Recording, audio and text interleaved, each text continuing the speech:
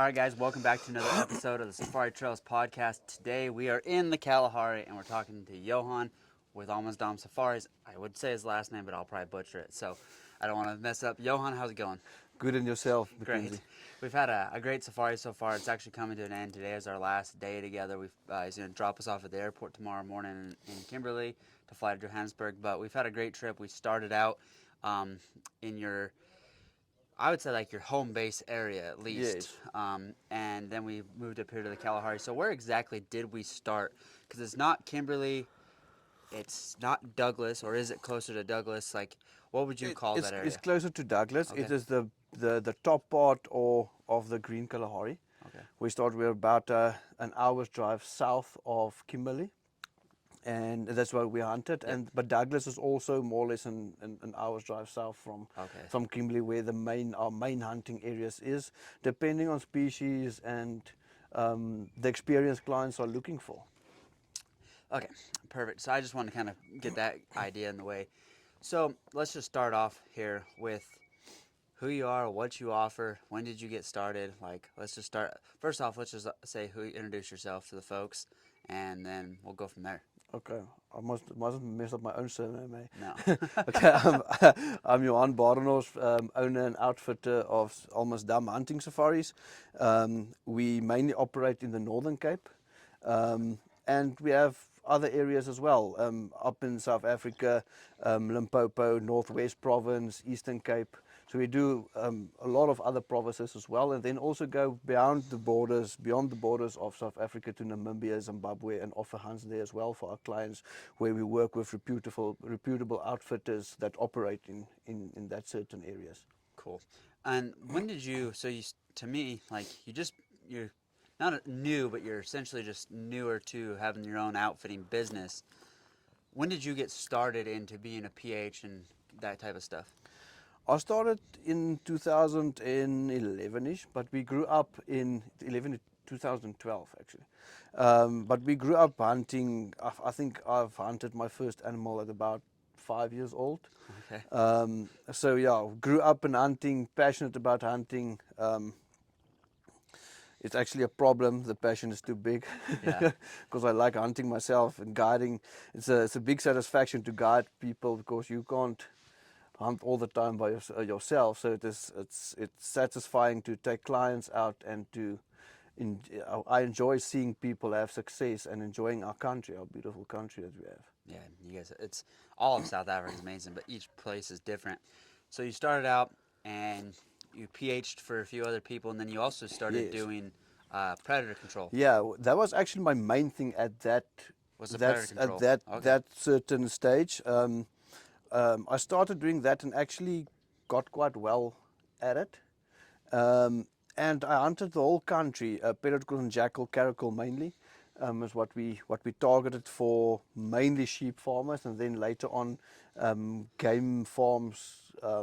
When the game industry was on its boom, game farms also used us, and yeah, cattle farms also as well. So so that was actually the main thing. And then I started at around 2017-ish. I started actually with some exotic animals for local clients, scimitar, oryx, Aoudad, Barbary sheep, stuff like that. And it just snowballed from there, and we started other outfitters started using us, and we started getting our own clients at the end, and And then you just decided, now we're doing this. now we're doing this. And a position or pivot from the predator control to the outfitter. Yeah, I'm putting all my energy into this now, and yeah, all the dedication into this, and making the company work, and to be a reputable outfitter and somebody. We're still at the starting. We're still at the base and the starting point of it all, but to become one of the. If somebody hears your name, they must know it's worthwhile. It's worthwhile. Yeah. So you said the game industry was at its boom, and this is something I don't think anyone's really talked about, like on other podcasts, or even like mentioned, like people know. The game industry, obviously it's high now, but it was at peak. Was that around like 2011, 12-ish, 13-ish? Or is it? when was the game industry at the peak? 2013, 14, 15, more or Okay. less, was a very big up for the game industry. It was And when you say it was a high point for the game industry, explain what that meant entailed. all these other species, color variations and so on. Wasn't a lot of it available. South Africa had sable, but there wasn't like it's now currently. Most properties actually can offer sable bulls or trophy sable for hunting, and that wasn't the case 15 or 20 years ago. You could drive to, let's say, 5 areas in the Eastern Cape that won't even have sable. They have the other common plains game, but they didn't have something like roan, sable, and so on. So that was some of the key species, buffalo, and then to up your genetics was the other important part. People had sable, but in that days, if you could remember, like if you shot a 38 or 40-inch sable, now still it's a great bull to hunt. Yeah. But guys are in the breeding industry we know about a 60 plus inch sable bull already, And we 50 saw a inch plus. 50-inch We one saw a today. 50-inch one today. So Yeah.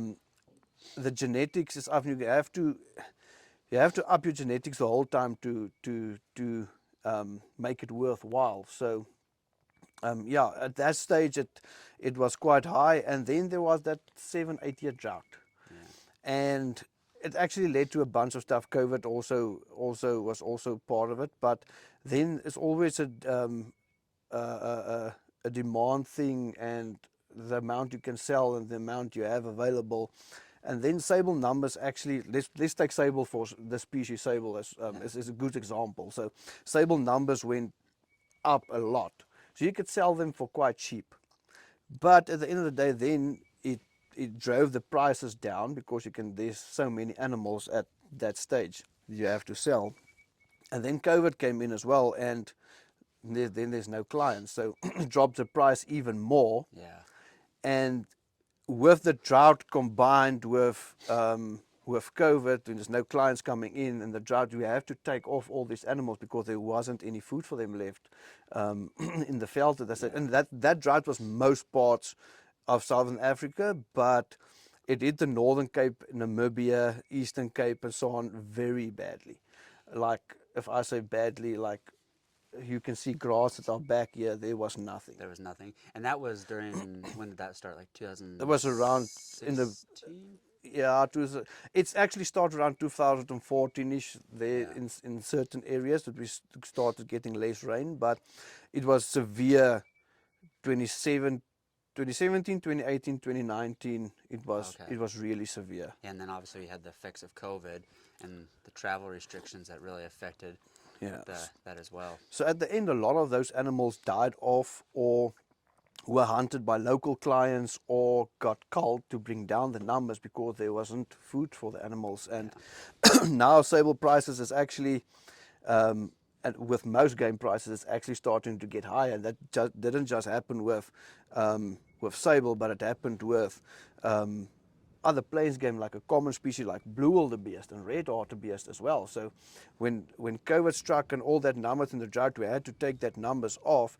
And now I think the demand is higher than we can actually offer now. So that is why prices is actually climbing a bit. So there's not as much of sable that there were in 2015 at that specific stage. Gotcha, that makes total sense. So it was a combination of a couple of events, like a price drop from the industry, and then a drought and a COVID that came into play that actually made it happen like it happened. It was a chain reaction that everything just kind of fell together like that.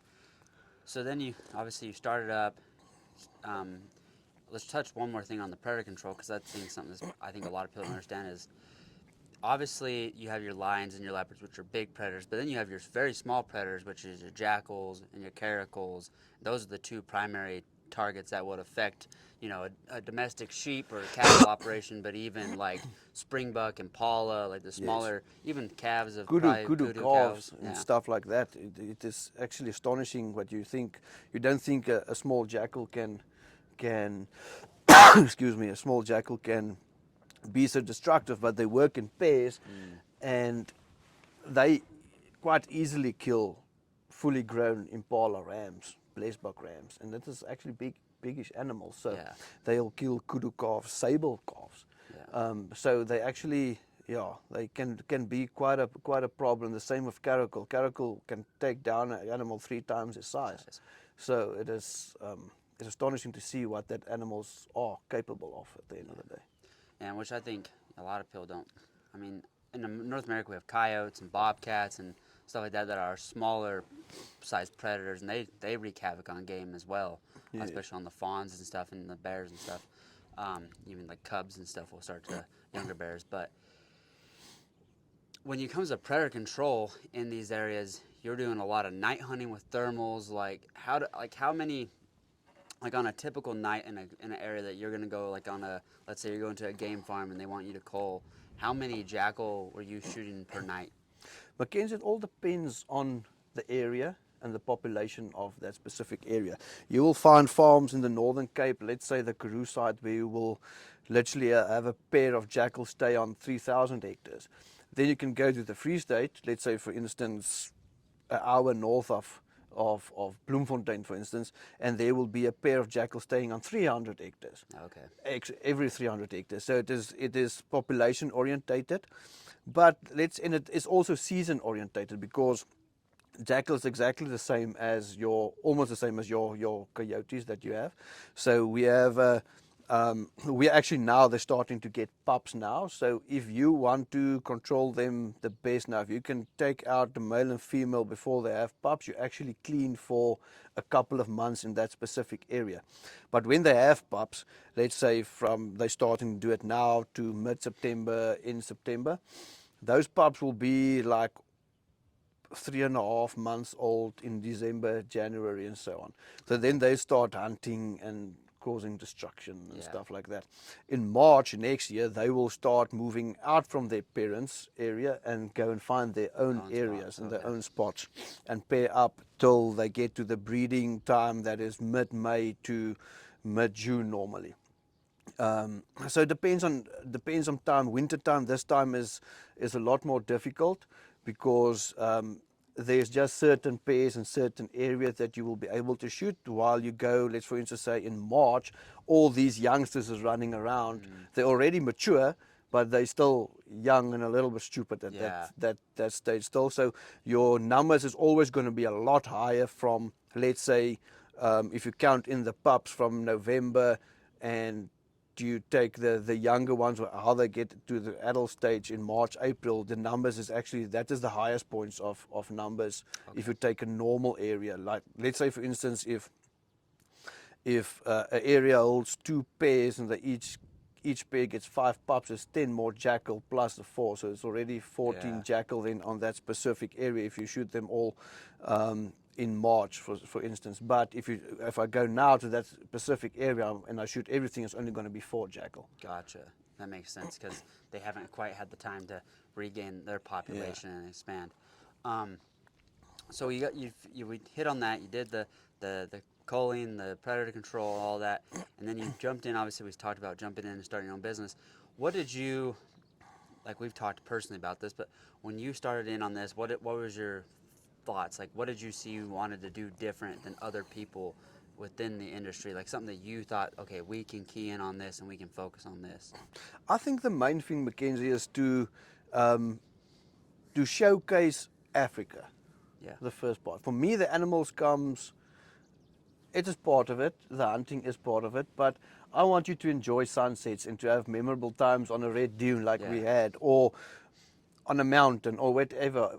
Either it's a baobab tree up north in the Popo, or it's in the Kalahari in the Northern Cape, or hunting the mountains of Ethiopia. It's the whole experience. So what we want to do is we want to try and not really want to try and sell animals specifically, but want to try and sell the experience, and the animals must just fulfill the trip at the end of the day. Yeah, because that's like the first camp on the Orange River that we stopped at. That was a beautiful spot as well. Totally different from here.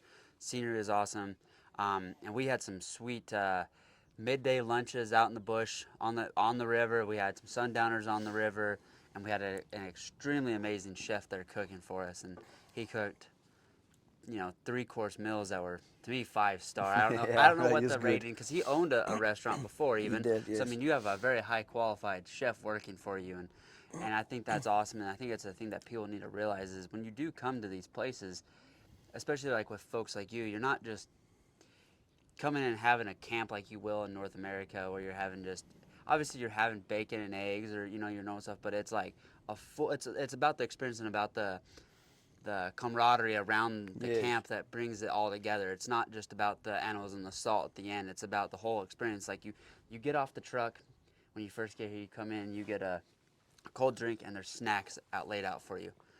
Same thing when we got to the Orange River camp. Even though it was later in the evening, got off the truck. There was amarula sitting there and some biltong, and it was just the way you guys handle things, the way you guys bring your experiences for people. I think is totally amazing that most people should see it. But what made you want to, what made you think that was a foresight and you need to have that, in your mind, to have that kind of experience for somebody? Like if you come, there's so many stuff to experience in Africa, Oh, and 100%. we are passionate. Let's take food for instance. We are passionate about our food and our braai. It's like if there's not a South African that's not passionate about braai. Let's explain what a braai is while you're on the A subject. braai is we make a fire and we will cook meat on the open coals of it. And either you do like a stew on the fire or bread on the fire, like Yep. the roaster cook we had. Yep. And yeah, so we're passionate. We actually have a bride day as well. That's a public holiday. So That's coming up next month. Yeah, that's coming up next month. So we are passionate about braaiing and cooking food. I'm also passionate myself actually about cooking a little bit. We just don't have time between all the hunts to really pursue it. But it's nice, and we like to our clients and people when they come here to experience our game meats cooked on an open fire, how we do it, how we like it, and do it. This is the nice thing about the chef, especially at the Orange River camp on my Douglas areas, is he gives them food experience outside of your safari experience. Oh, 100%. It's different stuff that all comes together to make that whole the thing whole for us. So the food for me is a big passion and it's very important for me. So I'm quite, it's a thing that I lay or what yeah, it's important. So it is lekker, and yeah, we're passionate about it. And our game meats is good. Amazing. Like it's amazing from literally. Like we taste from springbuck, I think is some of the best meat. Mountain reedbuck for me is the tastiest. Yeah. From there to zebra, we hunted a Hartmann zebra now. And just the differences between the two, we're going to cook Hartmann zebra tonight. Perfect. A fillet for tonight, and to see, taste it, and we would like to hear your opinion about it, and just the differences between, we already tasted other zebra before. Yep. I'm excited to try this because obviously, we'll obviously hit on more of that a little bit later in the podcast, but the Burchell's and the Hartmann's Mountain are completely different in the fact that the fat's color is different. Yeah, the meat, with a Burchell, if you skin it, it's like a yellowish color with a yellowish fat, and you saw it now. They're pure white. The pure white, it's like normal venison. You won't even distinguish between a gemsbuck and the zebra. Yeah, and I'm excited to try that out. And that's one thing. It's like the food here. Like, trust me, I've ate plenty of food. I've ate too much food, and I've enjoyed it. You're always they're like asking if you want breakfast for several days. I'm like, no, we ate too much last night. Let's just ride it out till Rest noon. a little bit. But I mean, we've had some amazing breakfasts here. Like this morning, what was that thing we had this morning? It was cool. It was like you stuffed it, that bread they made, and then you stuffed it into it was eggs and what's that? I don't even know what that bread's called. It was eggs with some green pepper and bacon, Yep. a scrambled type of thing, and then you put it in a panini. I think you call it a panini. I'm not sure. Panini, yeah. And you put it in there with some cheese and. Oh, it was good. And I have a pot of chutney if you're Mackenzie Sims. So. Yeah. I put a lot of chutney, and it's called Mrs. Ball's chutney. It's the best.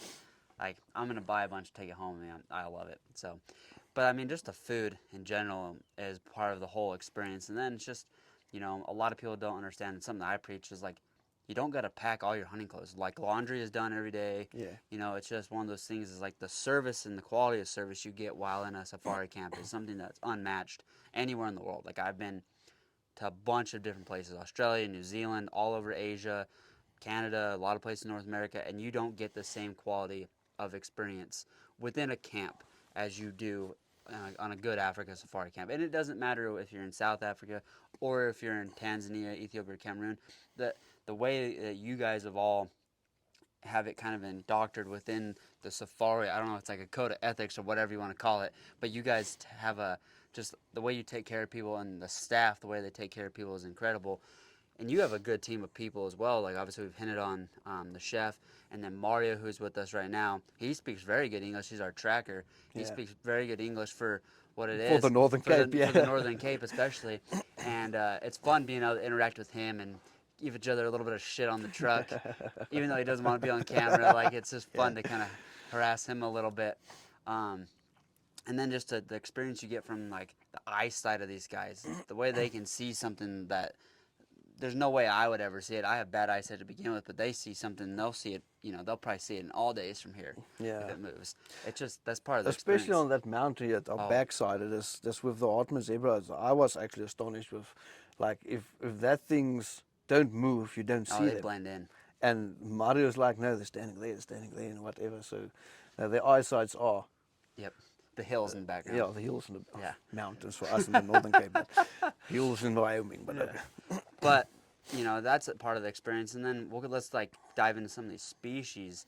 Like in this particular area, like I would say obviously one Hartmann's Mountain zebra is something that you focus on. Gam's buck, which we hunted, and then springbuck as well in this area. We went and did a copper springbuck yesterday to finish my springbuck slam, but that would be like some of the main things I think you guys like focus on just within this area. Obviously, we've seen hartebeest, and that's probably one too. That's probably one too. Yeah. We've seen kudu, we've seen sable, we've seen giraffe, blue wildebeest, we've seen lechwe, black wildebeest. We've seen reedbuck, mountain reedbuck. Yeah, so I mean, there's a lot of species here, but you have some key species throughout your different areas that you hit on. You focus on, So what would you say throughout your different areas? What would you say would be your number one species that you primarily focus on? I think all out of the Northern Cape is we try and offer good springbuck. Yeah. And good springbuck slams. Yeah. You've seen them now, and you've seen most of the animals and the quality of the animals on only the two different parts that we actually hunted at. And so that is I think one of the big things that we try and offer. And then gamesbuck is also is iconic, like in those red dunes, like we talked about it earlier.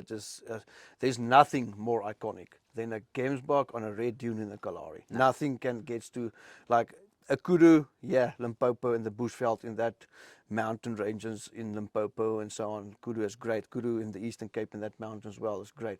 But a gamesbuck with a red dune is like, yeah, nothing. I mean, everyone, like even non-hunters, see photos like that. Yeah. Like you walk through an airport sometimes, or you're looking through a magazine, or even on TV, you see a gamesbuck climbing a red dune, and it's just like that's Africa. Yeah. And I think a lot of people, unfortunately, it's not the common thing that everyone thinks it is. They think that's probably all of Africa, but the thing is all of Africa is completely different. Different, yeah. Even from this area to the areas down towards. The Orange River is completely different. Yeah. It is from like a Karooish to the green Kalahari to actually in the proper Kalahari now. Yeah, and it's diversity of terrain, and that also adds to your experience too. Like we did 5 days down there in the Orange River, and we just did 5 days up here. It's two different areas, two different experiences, different styles of camps, this is like more of an older rustic kind of camp. And the other one was more modern with the touch of rustic, which I thought was super sweet as well. Yeah. So it's two different things, and it's two amazing different places, and it's something that, to me, a lot of people should try to experience. Even though it's in the Northern Cape, they should try to experience different areas within the Northern Cape. Maybe not do it all in one safari, because it's a little bit rushed having to go to even 10 days. To travel between 10 days is not going to be actually enough to see everything in one area specifically as well. Specifically down. Yeah, we didn't even see half of that place. We didn't have time with all, but just to take the differences between like where we hunted buffalo, and we saw great waterbuck there, we saw impala there, springbuck there, and also Hartmann zebra there, and to where we actually stayed at, where the lodge is based at, that area, and you literally half an hour from there, you're in sand and camel thorn trees. It looks like this, just without the dunes. Yep. So in that area, the nice thing about that area is there's so many surrounding concession areas that we hunt at. It's like almost, I would say, from that area to Douglas, we can almost talk about 160,000 acres that I can operate That's in. a lot of acreage. Different properties, and it's in some. Not everything is together, but it's in half an Yeah. hour or 40 minutes drive from camp, so it's not actually that bad. Yeah. So what we normally will do, we'll stay 2 or 3 days in camp, do 1 day out. And then vice versa, depending on the group sizes. And yeah, so some of the guys will go out, some of the guys will stay in camp or stay at the home base and hunt there. And the other days we just split around and send them depending on species and whatever the oaks wants. Well, and hitting on the group aspect of things, like this camp has right now there's 3 chalets. The other camp had 4. It had also 3 chalets, but it has 1, 2, 3, 4, 5, 6 rooms. Yes. Rooms, Oh yeah, because there's chalets and rooms. then there's 2 rooms in each one. Yeah. I wasn't picturing that right.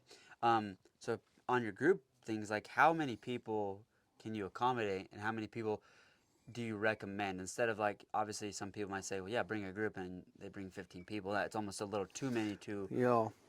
What would be your ideal to set up a group? I like groups around 6 and less. Okay. Because I still want to give people a personal experience at the end of the day. They want to, and I've seen that people want to book with Johann because they know Johann, they hunted with me, and they want to hunt with me. Yep. You're not always going to hunt with every client, that is impossible, but at least you in the evenings, everybody sitting around the same fire, sharing their stories of the day, and I want to keep it that way. I don't want to go too big, too fast.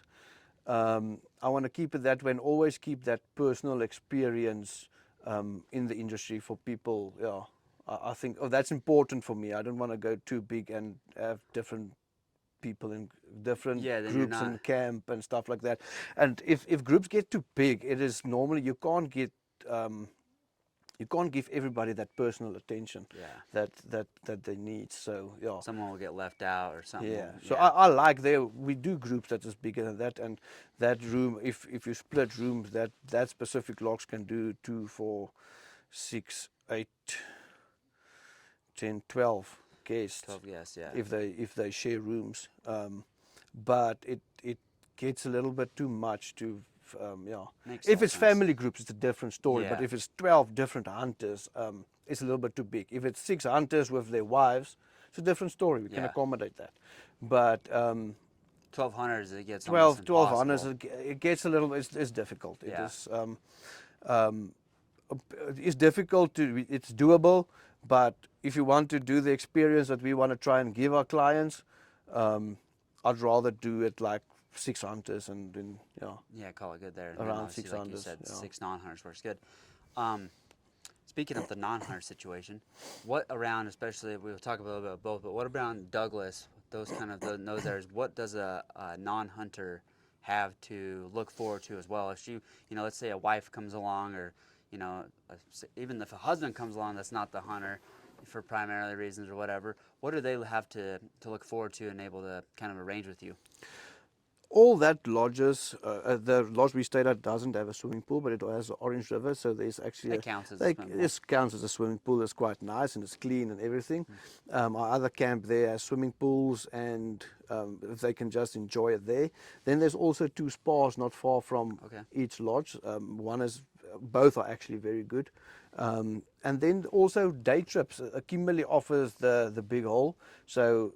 They actually call this whole part of the Orange River the Diamond Route.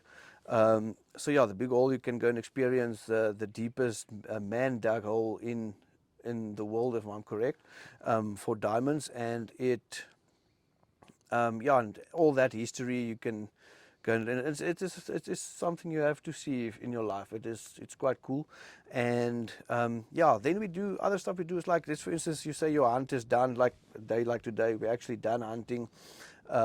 There's some expeditions you can go and do, like rhino walks, or go to. There's a predator park not far from there to go and encounter with a lion encounter, leopard encounter, bat-eared foxes and stuff like that. You can take your clients there and the kids there, and they can go and enjoy stuff like that as well. And then there's also fishing is also a big thing for smallmouth and largemouth yellowfish. So that's also a big thing if guys are into that, or the women are into it, or whoever. So that's also a nice thing to add on. And Douglas also has his own winery. Okay. And the same with this area. There's a winery near Uppington for some wine tasting and wine pairing stuff. So these areas don't do well um, in good red wines and so on, but they're very good in, because the sugar content with the heat in the Northern Cape, the sugar content in the grapes is a lot higher. Okay. So they are very good in making sherries, muscadels and stuff, like a very sweetish sherry type of thing, with different ranges. And yeah, there is some wine taste, you can go and taste that, pair it with food and pair it with cheeses and stuff like that. Yeah. Okay, so there's a lot of experiences that a non-hunter, even a family group on 2 down days can go do if they want to do 7 days hunting and a few days of tourist stuff. You can arrange all that and accommodate them for that, which is, I think, is very nice. Especially that's like a stepping stone for a guy to get his, to get the trip booked, to saying, well, Yeah. hunting, we can go do XYZ as well for you along the way. And I think sometimes they're like, let's do it because of it. And it's, I think South Africa, especially, even Africa as a whole, I think it's a great family destination. It is definitely. You know, It's safe. It's malaria free. It is, and it's gorgeous. It's beautiful here. Like what we sometimes also do with clients is we'll take them, like, say, let's for instance say it's a 10-day hunting or 7-day hunting experience, and take them down for 3 or 4 days to Cape Town, fly them down from Kimberley, and go and experience the cuisine and experience the ocean and just sightsee around Cape Town. So that's also, and the wineries up top. You can go to Stellenbosch and Paul and all that too. There's some of the best wineries in the Southern Africa. Southern Africa has some of the world's best wines. So if you're into stuff like that, wine tastings down in the Cape, and some exploring and sightseeing and fishing and all that at the coast as well. so there's lots of options as far There's as lots that of goes. options. Well. Let's just talk about some dates then for people. Like, if someone just wants to come on a plains game hunt, husband comes by himself or 2 buddies come by themselves, how many days would you say they need to put aside for a trip like that for 2 hunters, plains game? Let's say they're going to shoot 5 or 6 animals apiece. Mackenzie, To really enjoy it and not rush through it. yeah, not less than 7 days. Yeah. I know day fees can get expensive. That's why people normally wants to hunt 7 days and not 10 days. But people must actually, I would prefer, like, 7 days is good, not less than that. But 10 days is better, because you have time to relax. Because when you come here on holiday as well, Yeah. relax, take everything in that is offered to you. Sit on a sand dune. You don't have to rush with your animals. Sit on a sand dune for the last hour and a half of the day. Enjoy it with a cold castle light or whatever, and see the sunsets. Yeah. Or under the camel thorn tree in Douglas, or on the banks of the Orange River at that camp, or wherever. If it's in Limpopo under a baobab tree, sits looking at the sunsets and stuff like that. Or in Kruger National Park, just experience it, because that is what we are selling.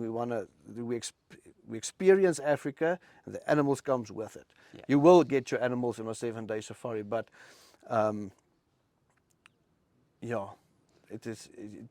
you must have some time to take everything in. Yeah. Because it's something you won't like.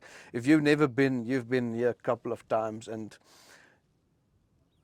most people, when they arrive here, they don't want to leave. Yeah.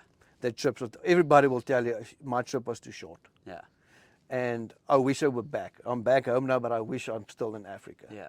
So everybody says, just take us 2 days more, 3 days more, make it a 10-day safari. But yeah, I would say not less than 7 days. Yeah.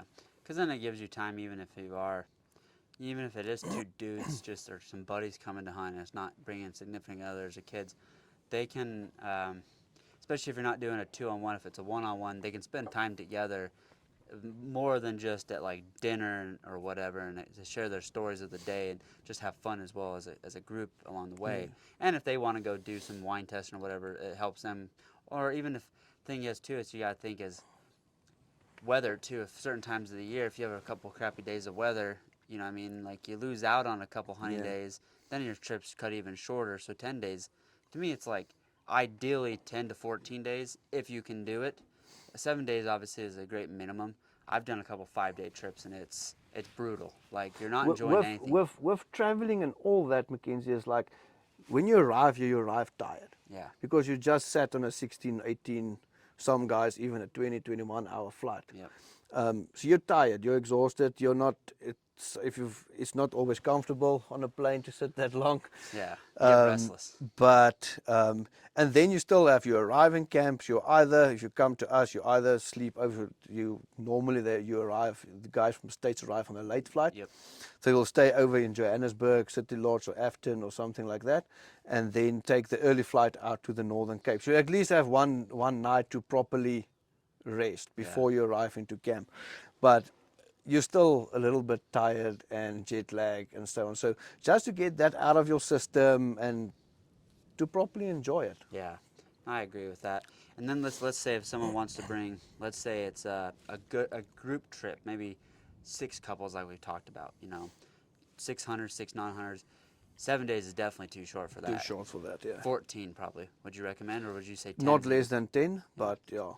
Because obviously there's going to be some sightseeing that wants to be done, and then the logistics have to be arranged for someone to take. Like if the wives all want to do something one day, it's just there's different things that have to be done. Yeah. And I think everyone wants to enjoy it as groups together and as couples by themselves. So it'd be kind of nice to have those extra days to enjoy that type of stuff. Yeah, and the more days you have, the more options you have at the end of the day. A safari mustn't feel rushed. Yeah. And that's why it's like you've been traveling actually a lot with this specific trip now. Yeah.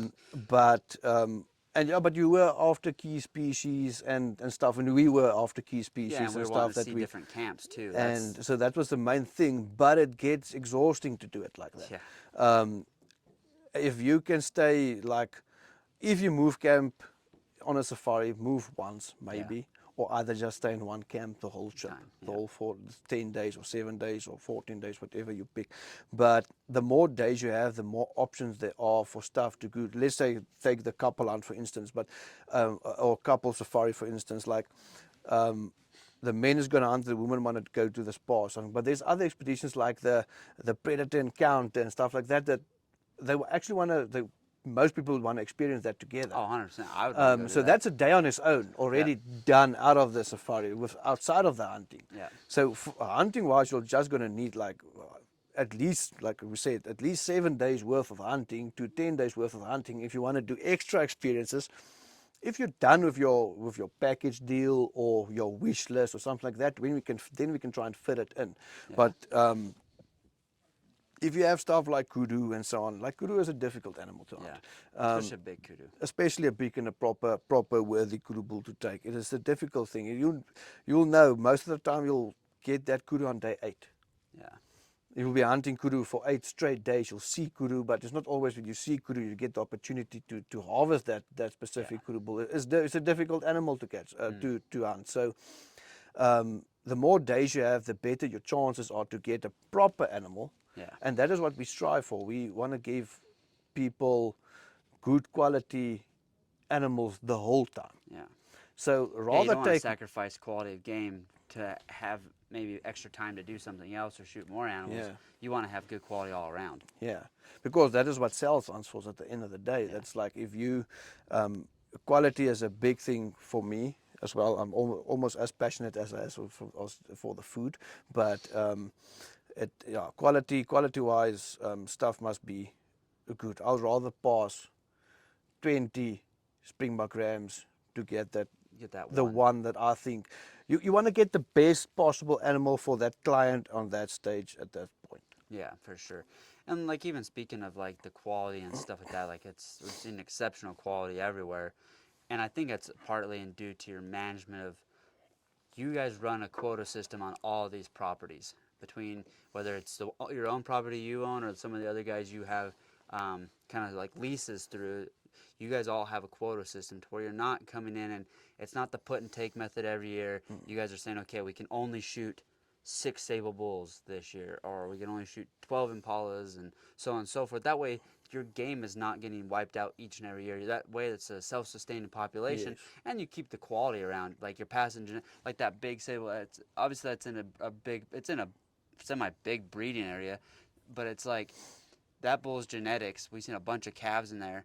That's like a self-sustaining. This is a self-sustaining operation. It's not like they're going and buying new bulls or new calves every year. They're helping their own population out by having these self-sustaining herds, which I think is very cool. And it's, to me, like, a lot of people have been against the game industry, I think, from America's side of things, because we don't have the same industry as you guys. Like, people don't realize. I mean, do you have your phone on you? We can look at some of those facts about the populations.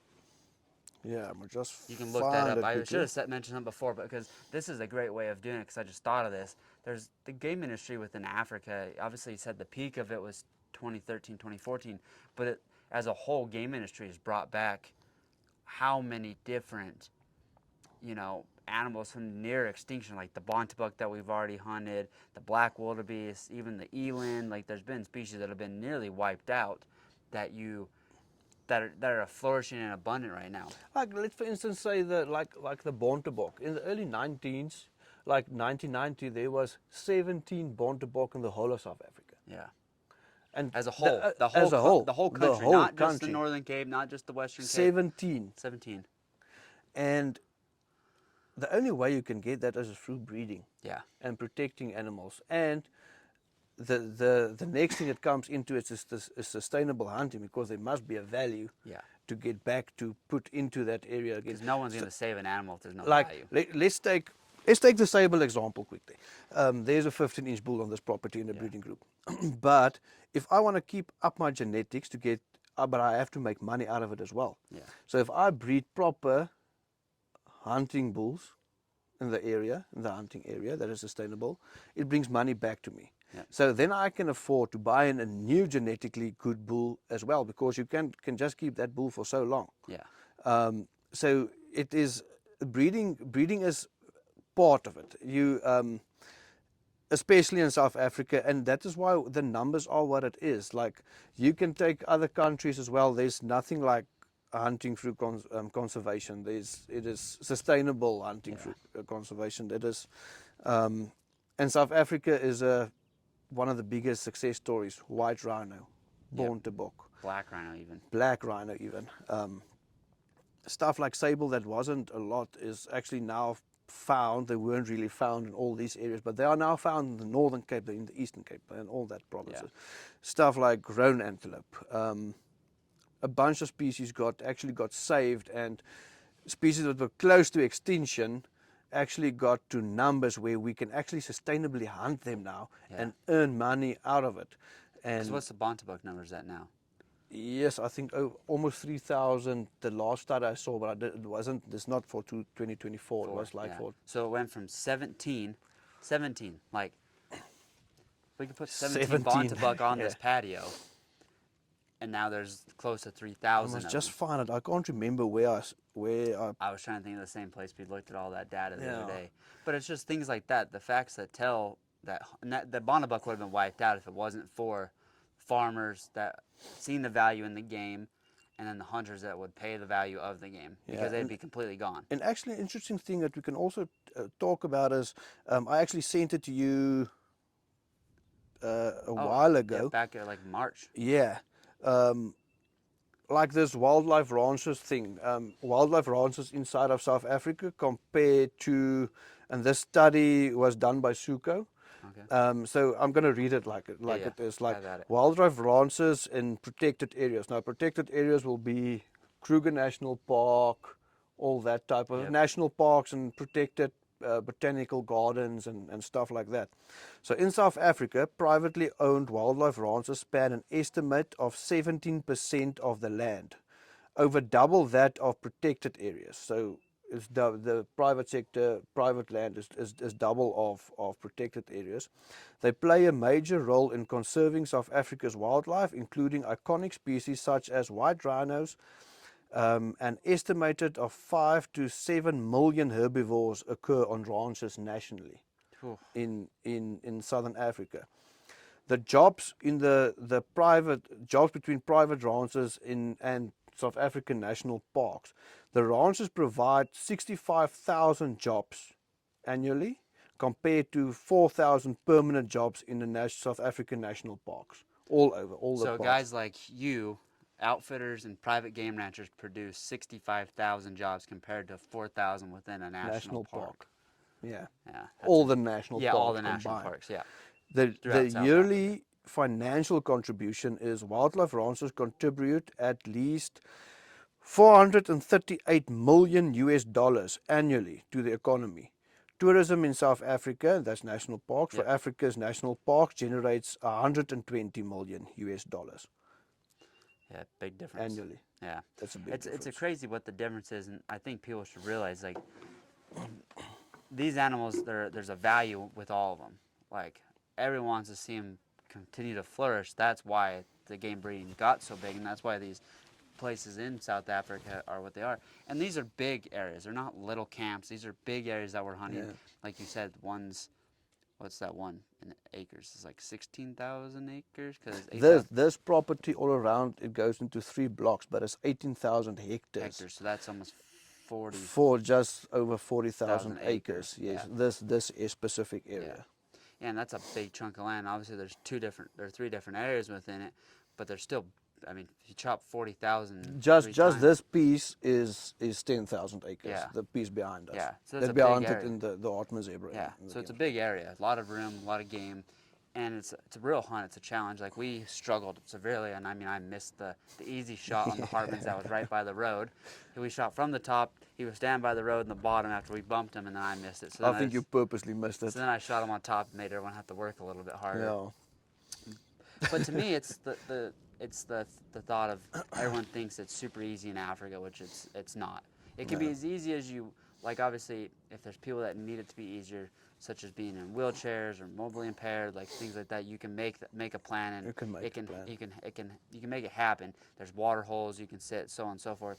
But if you want to struggle, if you want to camp here every day and you want to start from foot every day and you want to hike and hunt Hartman's mountain zebra on that mountain, you're gonna have a tough time. It's gonna be a long day because walking in the sand takes I don't a even while. think most people will make that mountain. Yeah. Make it from here to the mountain. Well, it's a long ways. Like it doesn't. Yeah. It looks flat, but if you can tell, there's a lot of dunes, the contour, up and down, up and down. And Yeah. besides, you're And gonna it's get tough. you're gonna get It's tough on sidetracked you. on the way there too, because Yeah. there's lots of game in between. But that's one thing I wanted to hit on too. Is it's not easy. It's not like everyone like hasn't been to Africa thinks like, oh, it's super easy. It's not like hunting in North America. Like it's very challenging. Like hunting these Hartman Mountain zebra was just like hunting like let's say mule deer or even coos deer in the United States. It's very similar to that because we're doing lots of glassing and doing lots of hiking to get to them as well. I think a big thing as well is guys in the States, you get a permit and you hunt for a month to go and shoot a white-tailed deer, one Yeah. specific white-tailed deer that you're after, or one specific elk. Yeah. You got one tag. Then people come to Africa, they see photos on social media like this oak shot 10 animals. He shot 10 animals personally on his trip for 10 days. So it might look easy, but it is actually not that easy. It is just a diversity because we have all this. There's like just in this area, there's almost 20 different species we are able to take. Yeah. So you can be busy stalking gemsbuck, Yep. and a black wildebeest pitches up and like let's take the opportunity. Yep. So it's not easy, but there's a lot of opportunities because there's a lot of diversity in species. That's And what I then was you gonna still have the color variance also that comes into play these days now. Black impala, golden wildebeest, king's wildebeest, golden gemsbuck. Yeah. You have all these that- different all species these that different- are available, yeah. and most of these ranches or properties, they're not gonna have 10 impala. They're not gonna have 3 kudu. It's gonna be the numbers. Like you're gonna see a ton of game. So it's different than a lot of hunts in the United States where you can go to an area and you can struggle to see a living creature. You know what I mean? Like there's guys that sit in whitetail blinds that sit for days without, they might see a squirrel or something, you know what I mean? Yeah. That's like impossible here in Africa. Even in wild Africa, I think Africa's done a better job of managing the game numbers throughout the areas, plus the abundance of different species. You're not, like in Wyoming, we get big game species, we get pronghorn, we get whitetail in some spots, we get mule deer throughout most of the state, we get elk throughout most of the state, we get moose, we get Rocky Mountain bighorn sheep, and mountain goat, but those are in select areas. That's only, max in one area. You're going to see maybe 4 species in one area max. In any Africa country, even within South Africa, these ranches, 4 species, you're going to see that by 5 o'clock. That's our free range Like areas. yeah, you're going to see that by 9 o'clock in the morning. You know what I mean? Yeah. Like it's ridiculous the amount of game you guys have, which I think is something that people don't understand, is the abundance of wildlife throughout even free range Africa, and wild Africa is incredible. And you even have a couple free range areas closer to the Yes. Douglas stuff as well that we didn't have time to go see, but we'll go look at in the future. For for someone that's been on the fence about coming to Africa, what is your, obviously it's your business, you're trying to be a salesman at it, but what could you say to them for someone that's on the fence, whether it's the having to have all the vaccinations, which you don't have to have here in South Africa. There's it's all your stuff's in malaria-free areas.